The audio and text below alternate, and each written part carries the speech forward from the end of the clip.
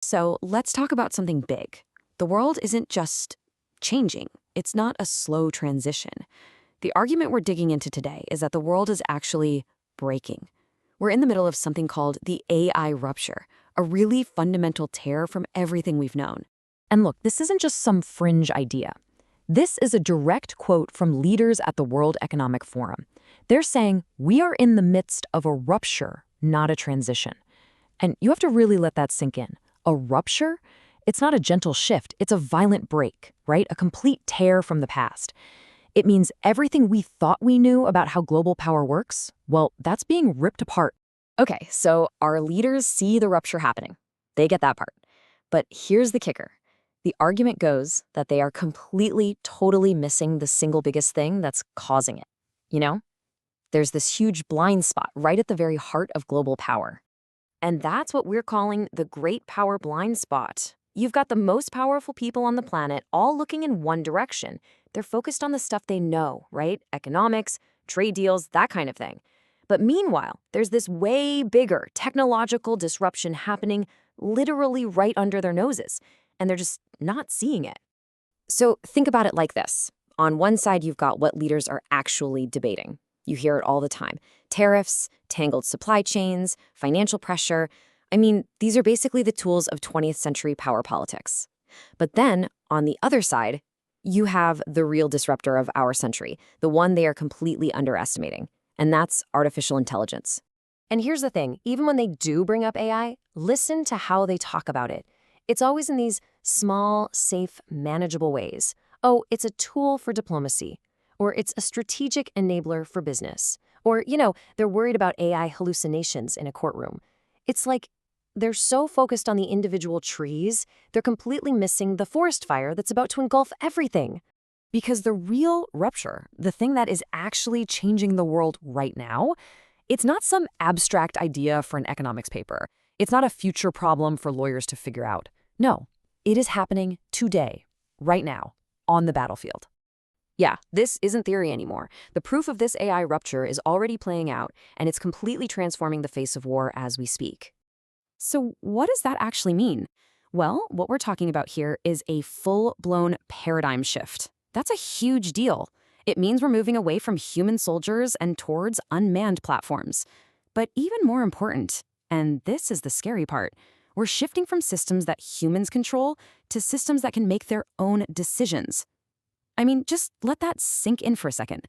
Autonomous decisions. And again, this is not science fiction. If you want to see the most powerful proof of this, the real-world test case, you just have to look at what's happening right now in Ukraine. So what does this coming-age technology actually look like on the ground?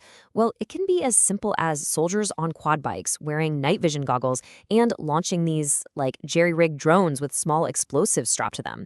But here's the key. These incredibly simple setups are supercharged with AI for targeting. It's a massive transfer of power right before our eyes. You've got this huge conventional army being seriously challenged by technology that's agile, smart, and frankly, cheap. And you really can't overstate how big of a deal this is. Analysts are looking at this and saying it's the most fundamental change in tactics of warfare since the advent of tanks. We're talking since World War I. This isn't just an update, it's a once-in-a-century revolution in how wars are fought. Okay, so if this is what's possible today, with basically improvised, cobbled-together tech, you have to ask the really scary question, right? Where does this go from here? What's the end game? Well, there's a path here, and it's frighteningly logical. Step 1, you have AI that just assists human soldiers. Simple enough. But then you get to step 2, autonomous drones that make their own combat decisions. From there, it's a short hop to step 3, swarms of these drones, all coordinating with each other. And the final step, the really terrifying one, you get an AI that completely eclipses human control. We're just out of the loop. And we're not talking about some vague, abstract threat. The doomsday scenario here is brutally specific. Just picture it. Swarms of autonomous drones, completely disconnected from any human operator, unleashing attacks on, say, a crowded city square. The potential for killing hundreds, maybe even thousands of people, it's just staggering to think about. And that's because AI is set to become what's called the greatest force amplifier in history. So what does that mean? It means it can take the power of one person, or a small terrorist group, or an entire country and just multiply it a lot. It basically puts the power of a superpower into the hands of almost anyone who can get their hands on this tech. And this really gets to the core of the whole problem.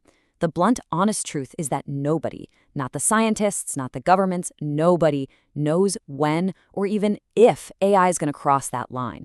That threshold where it becomes a truly autonomous force, doing things for reasons we can't even begin to understand or control. So, wow, faced with a threat this huge, you have to wonder, is there a way out of this? Can we actually manage this rupture before it just completely gets away from us? Well, the argument we're looking at says there's really only one path forward. And it's not about trying to stop technology. That's impossible.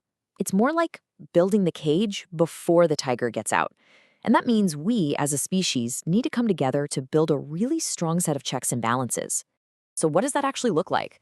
Well, it's a global call to action. You've got the scientists who are actually building this stuff, and you've got the political leaders who, frankly, aren't paying enough attention. They have to get in the same room. They need to really, truly understand what's at stake with runaway AI, and then they have to make the tough calls to keep these things under our control. The whole point is to make sure AI ends up being a huge benefit for us, and not, our biggest threat. And all of this leaves us with one final and really urgent question. The rupture isn't coming, it's already here. The tech is moving way faster than anyone thought it would. So when you look at all of this, really look at it. Can we build those controls in time? Can we do it before it's just too late?